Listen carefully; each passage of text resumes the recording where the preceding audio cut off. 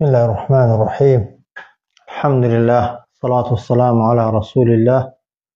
محمد وآله وصحبه ومن اهتدى بهداه. رب اشرح لي صدري ويسر لي أمري واحلل عقدة من لساني يفقه قولي. يكي لك لبابة فقهية كان بريتيا لقيام رمضان يان أوي كبيرة وترين نوێژی تەراویح کە دیارە ئەو شەو نوێژەی کە لە دەرسەکانی ڕابردوودا باسمان کرد کە ئیماندار لە غەیری ڕەمەزانان دەیکا دوای نوێژی عیشا ئەوان پێی دەگوترێ شەو نوێژ، و لە ڕەمەزاناندا هەر نوێژێک یا ئەو نوێژانەی کە ئێمە دەیانکەین دوای نوێژی عیشا ناویان دەبێتە قیامی ڕەمەزان یا پێیان دەوترێت تەراویح. قیامی ڕەمەزان یان نوێژی تەراویح یەکێکن لە نوێژە زۆر سوننەتەکان بۆ پیاوان و بۆ ئافرەتان، و دوای نوێژی عیشا ئەنجام دەدرێ پێش نوێژی وەتر، یعنی پێش ئەوەی وەترەکەی بکەین، بەڵام دوای ئەوەی کە نوێژی عیشامان کرد و دوو ڕکعات سوننەتی ڕەواتیبی دوای عیشامان کرد، ئەو کات دەکرێ نوێژی تەراویح بکەین، بەڵام دەیخەینە پێش وەتر، و هەروەها شێوازی کردنەکەیان دوو ڕکعات دەکەین و تەحیات دەخوێنین، سەلام دەدەینەوە، و هەروەها ئەگەر ڕاستەوخۆ دوای عیشا بیکەین هەر دروستە، و ئەگەر دواشی خەین تەوان بۆ کۆتایی شەو یان نیوەی شەو یا پێش نوێژی بەیانی ئەوەشیان هەر دروستە. کەواتە نوێژی عیشا لە دوای نوێژی تەراویح بورن لە دوای نوێژی عیشاوە دەست پێ دەکات، کاتەکەی بەردەوام دەبێت تا ئەو کاتەی نوێژی بەیانی دەبێت و دەبێتە پاشێو. ئەبوو هورەیرە بۆمان دەگێڕێتەوە، دەفەرمێت كان رسول الله صلى الله عليه وسلم يرغب في قيام رمضان من غير أن يأمر فيه بعزيمة. پیغمبر صلى الله عليه وسلم هاني هاوڵانی دەدا کە قیامی ڕەمەزان شەو نوێژی ڕەمەزان بکەن، بەڵام فەرمانکردنەکەی بە شێوازێک نەبوو دەوروبەرەکەی خۆی ئیجبارکا و ناچارکا وەکو وازبەکان. پاشان دەیفەرموو من قام الرمضان ئیمانا واحتسابا، هەر کەسێک هەستێتەوە بۆ شەو نوێژ یا شەو نوێژ ئەنجام دات لە مانگی ڕەمەزان بە مەرجی باوەڕپێبوون و چاوەڕێکردنی پاداشتەکەی، غفر له ما تقدم من ذنبه، خوای گەورە لە تاوان و گوناهی پێشووی هەمووی خۆش دەبێت. کەواتە نوێژی تەراویح دەبێتە کەفارەت و ڕەشکەرەوەی گوناهی ڕابردوو بە مەرجی ئیمان، پاڵنەری کردنی نوێژەکەی بێ، و هەروەها کە نوێژەکەشت کرد چاوەڕێی پاداش بکەیت لە خوای پەروەردگار. عائشە دەڵێت پیغمبر صلى الله عليه وسلم صلى النبي صلى الله عليه وسلم في المسجد، شەوێک لە شەوەکانی ڕەمەزان پیغمبر صلى الله عليه وسلم دوای نوێژی عیشا و سنەتی دوای عیشا ئەو شەو نوێژ ئەو تەراویحەی لە مزگەوت ئەنجامدا، فصلى بصلاته ناس كثير، خەڵکێکی زۆر چوو لە دوای پێغەمبەرەوە صلی الله عليه وسلم نوێژەکەیان دابەست و پێغەمبەر بوو بە ئیمام و خەڵکە بوو بە مەئموم. ثم صلى من القابلة، شەوێکی دیکە پێغەمبەر صلی الله عليه وسلم چوو نوێژی لە ناو مزگەوت دابەست و خەڵکێکی زیاتر لە شەوی یەکەم لە دەوری پێغەمبەر کۆبوونەوە صلی الله عليه وسلم، بەڵام لە شەوی سێهەمدا خەڵکەکە چوونە مزگەوت چاوەڕێی هاتنی پێغەمبەریان کرد صلی الله عليه وسلم، بەڵام پێغەمبەری خوا نەچوو نوێژیان بۆ بکە. کاتێک کە بەیانی داهات پێغەمبەری خوا صلی الله عليه وسلم فەرمووی لقد رأيت صنيعكم، دیتم کە ئێوە لێرە کۆبوونەتەوە، بەڵام فلم يمنعني من الخروج إليكم، ئەوەی وای کرد کە من نێمە دەرێ بۆ لاتان، إلا أني خشيت أن تفرض عليكم، ترسی ئەوم هەبوو کە تەراویحتان لەسەر واجب بکرێ، بۆ ئەوەی تەراویحتان لەسەر واجب نەکرێ لە شەوی سێهەمدا نەهاتمە دەرێ و نەهاتم ئیمامەتیان بۆ بکە. کەواتە پێغەمبەر صلی الله عليه وسلم نوێژی تەراویحی بە جەماعەت کردووە شەوی یەکەم و شەوی دووهەمیش وە هۆکاری ئەوەی کە بە بەردەوامی پێغەمبەر صلی الله عليه وسلم نوێژی تەراویحی بە جەماعەت نەکردووە ڕەحمەت و میهرەبانیەک بۆ ئومەتەکەی و ئاسانیەک بۆ شوێن کەوتووەکانی کە نەوەک ئەگەر ئەو بەردەوام بێ خوای گەورە ئەوەکەی نوێژە تەراویحەکانیش لەسەر ئومەتەکەی واجب بکات بۆ ئەوی واجب نەبێ پێغەمبەر صلی الله عليه وسلم دوو شەو نوێژی تەراویحی بە جەماعەت کردووە کەواتە ئەنجامدانی نوێژی تەراویح بەبێ گومانی طبعاً بە تەنهاش دەکرێت بەڵام ئەگەر بە جەماعەت بیکەین بێگومان خێرترە و سنەتترە چونکە پێغەمبەر صلی الله عليه وسلم بە کردار و بە فعل زیاتر بە تەنها کردوونی بەڵام دوو شەویش بە جەماعەت کردوویەتی و هەروەها هۆکاری ئەوەش کە بە جەماعەت نەیکردووە ڕوونی کردوتەوە کە ئەوە بووە ترساوە لەسەر ئومەتەکەی واجب بکرێت بۆ ئەوی واجب نەبێ پێغەمبەری خوا صلی الله عليه وسلم تەرکی جەماعەتەکەی کردووە کەواتە جەماعەت لە نوێژی تەراویحدا بێگومان ئەولاتر و لە پێشتر و خێرترە چەند ڕکعاتی بکەین باشە کۆمەڵێک لە زانایان و ڕاویان لە عائیشەوە دەجێڕنەوە کە دەڵێن عائیشە فەرموویەتی ما كان يزيد في رمضان ولا في غيره على 11 ركعة فەرمێ عائیشە دەڵێ پێغەمبەر صلی الله عليه وسلم نە لە ڕەمەزانان و نە لە غەیری ڕەمەزاناندا زیاتر لە 11 ڕکعاتی نەکردووە پێشتریش گوتمان لە شەو نوێژدا پێغەمبەر صلی الله عليه وسلم 8 ڕکعاتی شەو نوێژ کردووە 3 ڕکعات وەتریشی کردووە لە ڕەمەزانانیشدا هەمان شتی کردووە تەنها ناوەکەی گۆڕیوە لە قیام الليل بۆتە قیامی ڕەمەضان و لە سنەتی شەو نوێژەوە بۆتە سنەتی تەراویح لەنا هەمان ئەو شەو نوێژانەی کە پێغەمبەر صلی الله عليه وسلم لە مانگەکانی تەدا کردوونی 8 ڕکعاتی وەکو شەو نوێژ کردوون و 3 ڕکعاتیشی وەکو وەتر کردووە بە شەو نوێژەکەی و بە وەترەکەی بۆتە 11 ڕکعات پێغەمبەر صلی الله عليه وسلم نوێژی تەراویحی 11 ڕکعات کردووە بە وەترەوە کەواتە ئەسڵی سنەتی پێغەمبەر صلی الله عليه وسلم لێتێ لەوەی کە ئێمە 8 ڕکعات دوو ڕکعاتی بکەین و سەلام بدەینەوە و 3 ڕکعاتیش نوێژی وەتر بکەین جابر دەڵێ أنه صلى الله عليه وسلم صلى بهم 8 ركعات والوتر پێغەمبەری خوا صلی الله عليه وسلم لەو دوو شەوەی کە چۆتە دەرێ لە مزگەوت نوێژی تەراویحی کردووە دەفەرمێت 8 ڕکعاتی پێکردین و هەروەها دواتر وەتریشی پێکردین ثم انتظروه في القابلة فلم يخرج إليهم شەوی سێهەمیش سەحابە چاوەڕێی پێغەمبەریان کردووە بەڵام پێغەمبەر صلی الله عليه وسلم نەچوە دەرێ وەکو گوتمان بۆ ئەوەی لەسەریان واجب نەبێ تەبەرانی بە سەنەدێکی حەسەن بۆمان دەگێڕێتەوە دەڵێت ئوبەیی کوڕی کەعب هاتە لای پێغەمبەر صلی الله عليه وسلم ئەی پێغەمبەری خوا إنه كان مني الليلة شيء يعني في رمضان وتی ئەی پێغەمبەری خوا ئەو شەو شتێکم کردووە لە مانگی ڕەمەزاندا پێغەمبەر فەرمووی چییە وەچیت کردووە قال نسوة في داري دەڵێ گوتم ئەی پێغەمبەری خوا کۆمەڵێک ئافرەت هەبوون لە ماڵەکەمدا پێیان گوتم ئێمە قورئانمان لەبەر نییە وەرە تۆ ئیمامەتیمان بۆ بکە و ئێمەش لە دوای تۆ نوێژەوە دەکەین دەفەرمێ ئەمنیش 8 ڕکعات نوێژم بۆ کردن لە مانگی ڕەمەزاندا وەکو تەراویح و قیامی ڕەمەضان دواتر وەتریشم کرد پێغەمبەری خوا صلی الله عليه وسلم هیچ شتێکی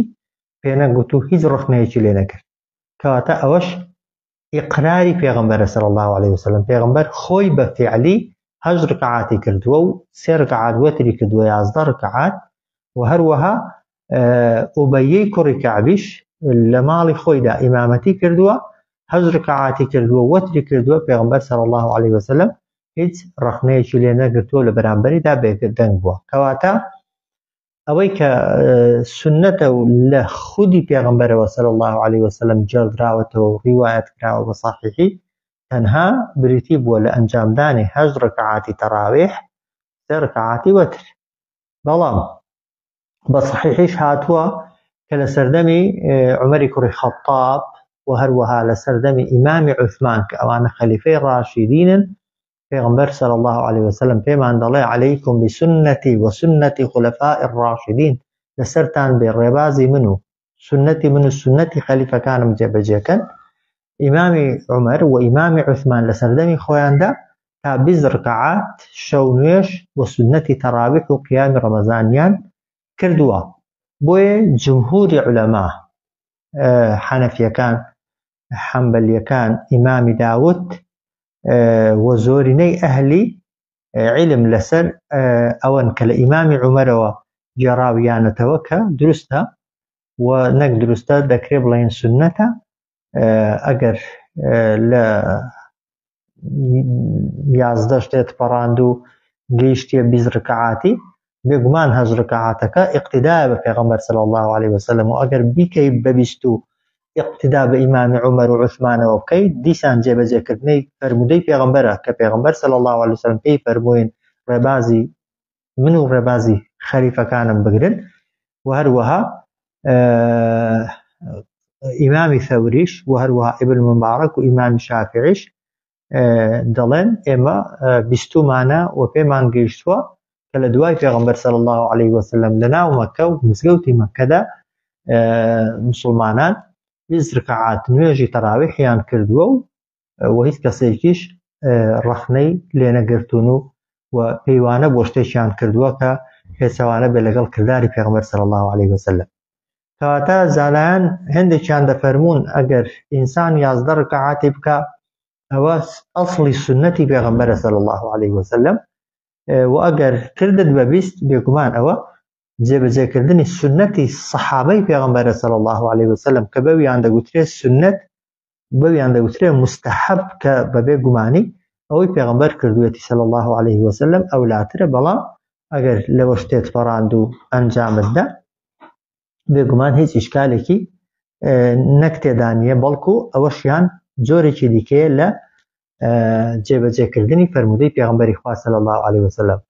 پێغەمبەر صلی الله عليه وسلم نوێژی تەراویحی زیاد نەکردووە و هەروەها بە جەماعەتی نەکردووە تا نەبێتە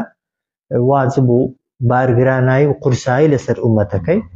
بەڵام لە نەمانی پێغەمبەر و بە وفاتی پێغەمبەر صلی الله عليه وسلم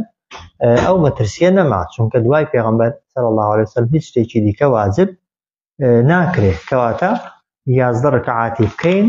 تەراویح هەر ئاساییە بە وەترەوە و ئەگەر بیکەینە 20 ڕکعات و 3 ڕکعاتیش وەتر بکەین یان 1 ڕکعاتر وەتر بکەین بیکەینە 21 یا 23 بێگومان ئەوەش هەر سنەتن و هیچ گرفت و ئیشکالێکی تێدا نیە. نوێژی تەراویح وەکو گوتمان بە تەنهاش دەکرێت بە جەماعەتیش دەکرێت بەڵێ نوێژی بە جەماعەتی لە تەراویحدا خێرترە و پێغەمبەر صلی الله عليه وسلم گوتمان دوو شەو بە جەماعەت کردوویەتی و هەروەها بە تەنهاش کردوویەتی پێغەمبەری خوا صلی الله عليه وسلم بەڵام حکمەتی ئەوە کە پێغەمبەر صلی الله عليه وسلم زیاتر بە تەنها کردوویەتی و بە جەماعەت نەیکردووە ڕوونمان کردەوە بۆ ئەوەی واجب نەبێ بەڵام بێگومان ئەگەر ئێمە بە جەماعەت بیکەین خێرەکەی لای جمهوری عولەما گەورەترە و خێرتریشە کە گوتمان لە سەردەمی پێغەمبەردا صلی الله عليه وسلم چەند شەوێک بە جەماعەت کراوە دوای وفاتی پێغەمبەر صلی الله عليه وسلم شەوێکیان ئیمامی عومەر دەچێتە مزگەوت دەبینێت لەناو مزگەوتی پێغەمبەردا صلی الله عليه وسلم خەڵکێک هەیە نوێژی تەراویح دەکا جا هەیە بەتەنها لەلایەکی بۆ خۆی لای بەستۆتە نوێژە و قورئانی دەخوێنێ هەیە دوو کەس لەلایەکی سێ کەس لەلایەکی چەند کەسێکی دیکە لەلایەکی دیکە پێغەمبەری خوا ئیمامی عومەر فەرمووی ئەگەر ئەو خەڵکانە هەمووان کۆکەمەوە لەسەر یەک ئیمام بۆ هەمووان یەک ئیمامی دانێم و هەموویان بە نوێژ ئیمامەکەی نوێژە بکەن بێگومان چاکتر دەبێ وەک دەڵێ فکری لێکردەوە بیری لێکردەوە دواتر خۆی یەکلا کردەوە بڕیاریدا کە ئوبەی بن کەعب طبعا کا بە ئیمام و هەروەها بە خەڵکیشی گوت هەمووتان لە دوای ئەوە نوێژێ بکەن شەوی دواتر بەڵێ یەک ئیمام و هەروەها چوویە ناویان بینی هەموو ئیماندارە لە دوای یەک ئیمامەوە نوێژێ دەکەن و ئەو ئەوزا و گەڕە لاوژە و دەنگە دەنگ و گاڵە گاڵی کەشەوی پێشووتر هەبوو لە ناو مزگەوتەکەیدا نەما هەموو جەماعەتەکانی کردن بەیەک بە جەماعەت ئەوجار فەرمووی طبعا نعمة البدعة هذه فەرمووی چاکترین بیدعە و داهێنان کە کردبێتم ئەوەیانە والتي ينام عنها أفضل من التي يقومون يريد آخر الليل فەرمووی ئەگەر کەسێک بنوێ و دوایە هەستێتەوە بێگومان خێرەکەی چاکترە لەوانەی کە هەر لە سەرەتادا نوێژەکەی دەکات. ئەوەش ئیشارەتە بڵێت تەراویح دەکرێت مباشر و ڕاستەوخۆ دوای نوێژی عیشا بیکەین وەکو ئێمەمانان کە دەیکەین و دەشکرێ بیخەینە کۆتایی شەو خەوین دوایە هەستینەوە تەراویحەکان بکەین و دەشکرێت تەقسیمیان بکەین سەرەتا هێندێکیان بکەین وەکو ئەوەی کەواری ئێستا لە زۆر شوێن دەکرێت دواتر پێش نوێژی بەیانی و لە کۆتایی شەودا هێندێکی دیکە لە نوێژەکان وە قیام لەیلەکان بکەین بە تایبەت ئەوەی کە 20 ڕەکعات یا 23 ڕەکعاتی دەکات دەکرێت 11 و ئەو یا 8 ڕەکعات یا 10 ڕەکعات یا 12 ڕەکعاتی سەرەتا بکە ئەوەکانی دیکە ڕەکعاتەکانی دیکە لەگەڵ وەترەکەی خاتە ئاخریەوە. چی بخوێنین لە نوێژی تەراویحدا باشە؟ بێگومان طبعا لە خوێندنی ئەو ئاەتانەی کە لە دوای تەراویحدا دەخوێندرێت هیچ شوێنێک دیاری نەکراوە بەدەقیق بەڵام لە زانانی پێشین هەبووە طبعا لە 8 ڕەکعاتیدا 200 ئاەتیان خوێندووە هێندە ماونەتەوە جاری وا هەیە تاقەتی ڕاوەستانیان نەماوە خۆیان بەدار و بە گۆچان و شتی گرتوتەوە هەیان بووە دوای نوێژی عیشای کە سونەتەکانی کردوون دەستی بە نوێژی تەراویح کردووە بەردەوام بۆ تێیدا ماوەتەوە تا پێش فەجر و هەیان بووە ئەوەندە نوێژی تەراویحی درێژ کردوتەوە ترساوە لەوەی کە پارشێوی پێنەخورێ و فەجری بەسەردا هەڵبێ و هەیانە سوڕەتی بەقەرەی لە 8 ڕەکعاتەکەیدا تەواو کردووە و بەڵام بێگومان طبعا هەموو ئەوانە واریدن بەڵام ابن قودامە دەفەرمێ ئیمامی ئەحمەد فەرموویەتی وا باشە يقرأ بالقوم في شهر رمضان ما يخفف على الناس ئەوەندە قورئان بخوێنە لە نوێژدا ئەوەی کە ئیمامە کە لەسەر خەڵکی سووک بێت ولا يشق عليهم زەحمەتی قورسیان لەسەر دروست نەکەی بە تایبەت دەڵێت لە نوێژ لەو کاتانەدا کە شەو کورتن ڕۆژ درێژن خەڵک ماندوویە هیلاکە ئەگەر درێژکەیەوە ئیمامی قاضی دەفەرمێت ئەگەر بکرێ لە ڕەمەزاناندا لای کەمی هەموو قورئان بخوێندرێ بۆی خەڵک لای کەمی ساڵێک جارێک گوێی لە قورئان بێت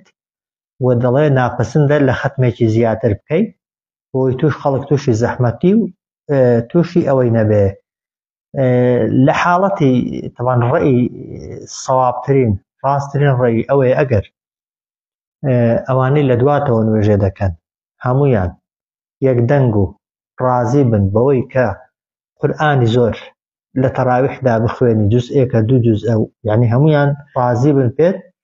گلەییان نەبێ و بێزار نەبن بێگومان هەتا تەراویح درێژتر بن خێرەکەی زۆرترە بەڵام هەر کاتێک درێژکردنەوە زۆرمانەوە زۆر قورئان خوێندن لە نوێژی تەراویحدا بوویە مایەی گاڵەگاڵ و گلەیی و گازندە و بێزاربوون و تەمبەڵیکردن و خەڵک نەهاتنە مزگەوت یان ناچارکردنی خەڵک بەوەی کە تۆ بەجێ بێڵن و بچنە لای ئیمامێکی دیکە و شوێنێکی دیکە بێگومان ئەو کاتە درێژکردنەوە سنەت نییە و ناپەسندە و مەکروهە چونکە پێغەمبەر صلی الله عليه وسلم بەڵێ زۆر جار نوێژی درێژ کردوونەتەوە بەڵام سەحابەکانی دوای پێغەمبەر صلی الله عليه وسلم بە نوێژی پێغەمبەر ڕازی بوون لێی و گازندەیەکیان نەبووە و هەر کاتێک پێغەمبەر صلی الله عليه وسلم هەستی کردبێن ناڕەحەتی و بێزاریەک هەیە تەنانەت ئەگەر گوێی لە گریانی منداڵ بوو بێ پێغەمبەر صلی الله عليه وسلم نوێژی کورت کردوتەوە تا دایکەکەی تووشی ناڕەحەتی و زەحمەت نەبێت و دیاریکردنی چەند دەخوێنی لە ناو نوێژدا، نوێژی جا تەڕاویح بێ یان نوێژەکانی دیکە بێ، ئەو کەسێک کە ئیمامەتی دەکا بەڵێ فاتحای دەبێت جوان بخوێنێ، ڕکوع و سوجدەی دەبێت جوان ببە، ئەسڵی نوێژەکە خەڵک پێی خۆش بێ یا پێی ناخۆش بێ، ڕازی بێ یا ڕازی نەبێ، نابێ وەک دەڵێ نوێژەکەی هەڵپڕوکێنێ. بەڵام ئەوەی کە پێی دەگوترێت زیادەمانەوە لە نوێژدا بۆ ئەجری زیاتر، بێگومان ئەوەیان دەبێ ئیمام مڕاعاتی ئەو کەسانە بکە کە لە پشتیەوە نوێژە دەکەن. نابێ ئیمام تەنها حسابی خۆی بکە، دەبێ مڕاعاتی ئەو خەڵکانە بکە کە لە پشت خۆنی و ئەسڵ ئەوەشە ئیمام مامومەکانی خۆی بناسێ، لای کەمی زۆرینەیان بناسێ، بزانێت تەحمولی چەندی دەکەن و دەتوانن لەگەڵ چەندی بە حەز و ئارەزووە لە نوێژەکەیدا بمێننەوە. چونکە ئەگەر کەسەکە ئەوەندە لە نوێژێدا مایەوە تووشی بێزاری و ناڕەحاتی بوو، بێگومان ئەو کاتە لەزەتێک وە خۆشیێک لە عیبادەتەکە نابینێت. بۆیە چاکتر و باشتر وایە ئیمام